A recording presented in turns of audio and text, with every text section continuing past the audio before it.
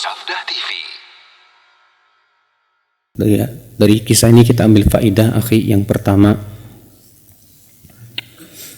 bahwa mimpi para nabi itu termasuk wahyu. Mimpi para nabi itu termasuk apa? Wahyu. Kalau mimpi orang yang beriman itu termasuk apa? Karomah. Namun mimpi orang yang beriman, kata Rasulullah, ada 3. Ada yang mimpi yang berasal dari Allah, ada mimpi yang berasal dari setan, dan ada mimpi yang berasal dari pikiran. Ya. Nah, mimpi dari Allah bisa ditakwil biasanya, Pak. Ya. Dan disebutkan dalam hadis bahwa semakin mendekati hari kiamat, mimpi seorang mukmin semakin kenyataan, Pak. Semakin benar. Wa asdaquhum ru'ya asdaquhum hadisan. Orang yang paling benar mimpinya, yang paling jujur ngomongnya, Pak, nggak pernah berdusta. Berarti kalau kita suka berdusta, ya mimpinya juga bohong. Ya. Tapi kalau kita tidak suka berdusta, selalu ngomongnya jujur, maka Allah berikan kepada kita sebagai balasan terhadap kejujuran ucapan kita, mimpinya juga benar. Ya, Masya Allah. Adapun untuk para nabi, maka mimpi itu apa? Wahyu. Dan terkadang ya, Rasulullah SAW menggunakan mimpi para sahabat di zaman beliau itu. Seperti hal yang terjadi ketika disyariatkannya adzan, di mana para Rasulullah dan para sahabat bermusyawarah, ya, untuk bagaimana caranya memanggil orang apa? Sholat. Kemudian malamnya Abdullah bin Zaid mimpi. Dalam mimpi itu ada melihat seorang laki-laki berpakaian hijau bawa lonceng. Lalu kata Abdullah bin Zaid, "Hai fulan, maukah kamu menjual loncengmu kepadaku?" Kata dia, "Untuk apa?" "Untuk aku panggil orang sholat."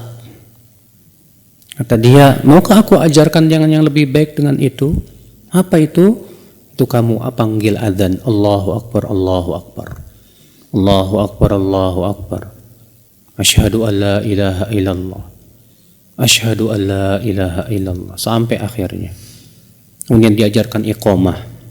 Di pagi harinya Abdullah bin Zaid pun lapor kepada Rasulullah sallallahu alaihi wasallam. Apa kata Rasulullah? "Ru'ya haqqin insyaallah." Ini mimpi benar insyaallah. Disuruhnya kemudian Bilal untuk apa? Adzan.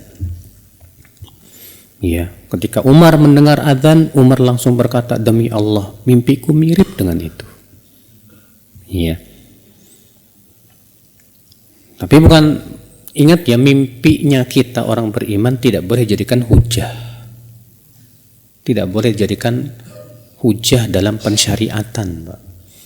Mimpi orang beriman itu, kata para ulama, hanya sebatas apa? Kabar gembira saja. Ya, terkadang mimpi itu berfungsi sebagai peringatan juga buat kita, Pak. Ya. Faedah yang kedua yang bisa kita petik dari hadis ini, akhi. Hadis ini menunjukkan bahwa wahyu yang pertama kali Allah turunkan yaitu surat Al-Alaq, Iqra. Dengan wahyu itulah Allah angkat Rasulullah menjadi seorang nabi. Dan ini dijadikan dalil oleh jumhur bahwa nabi itu adalah orang yang diberikan padanya wahyu dan tidak diperintahkan untuk menyampaikannya. Ya. Kenapa kata jumhur? Karena ketika Rasulullah SAW menurunkan surat Iqra ini, berarti Rasulullah diangkat menjadi seorang nabi. Dan selama itu Rasulullah tidak diperintahkan oleh Allah untuk menyampaikan. Kapan Rasulullah mulai disuruh menyampaikan?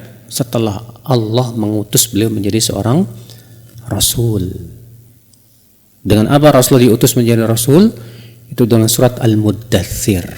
Ya ayyuhal muddathir, qum fa'anzir wa rabbaka fakabbir wa thiyabaka fatahhir. Ya. Hadis ini kita ambil faedah akal Islam. Hadis ini dijadikan dalil oleh sebagian orang sufi, Pak, untuk merenung di gua-gua. Ya, biar dapat wangsit. Katanya seperti halnya Rasulullah SAW, ia berada di Gua Hiro. Kita katakan, akhi, perbuatan Nabi ini sudah dihapus. Nabi setelah menjadi seorang Rasul, seorang Nabi dan Rasul, tidak lagi beliau kembali ke Gua Hiro dan tidak pernah memerintahkan umatnya untuk di mana bersemedi di gua-gua. Tidak pula para sahabat dan pula para tabi'in. Iya.